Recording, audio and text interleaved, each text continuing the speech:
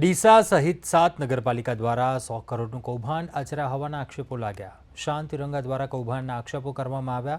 સ્વચ્છ ભારત મિશન મંગલમ યોજના હેઠળ સરકારની આંખમાં ધૂળ નાખીને એક રાજકીય નેતાના આશીર્વાદથી કૌભાંડ આચરવામાં આવ્યું, જેમાં ડીસા નગરપાલિકા દ્વારા પણ 8 કરોડનું કૌભાંડ આચર્યા હોવાનો આક્ષેપ થયો છે।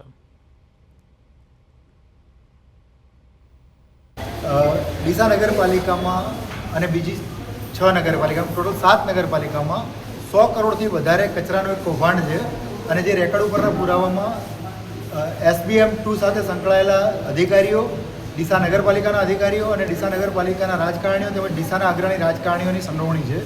આ બાબતે ખોટા ઠરાવો ડીસા નગરપાલિકાની કારોબારીમાં થયા છે, ખોટા રિપોર્ટો બન્યા છે, ડિટેલ પ્રોજેક્ટ રિપોર્ટો પણ કોઈ ટેકનિકલ એક્સપર્ટ સિવાય બનાવી એકલા ડીસા નગરપાલિકામાં જ 8 કરોડ 65 લાખ રૂપિયાનું ટેન્ડર કોઈ સાધારણ સભામાં કોઈ પણ મંજૂરી વગર અથવા તો કોઈ પણ જાતના ઠરાવ વગર આપી દેવામાં આવ્યું છે અને પાછળથી ઇન્ચાર્જ પ્રમુખ દ્વારા સાધારણ સભામાં કોઈ ઠરાવ રજૂ થયેલો ન હોવા છતાં ખોટો ઠરાવ રાખી અને એને ઓથેન્ટિસિટી કરવા માટેનો પ્રયત્ન કરવામાં આવ્યા છે।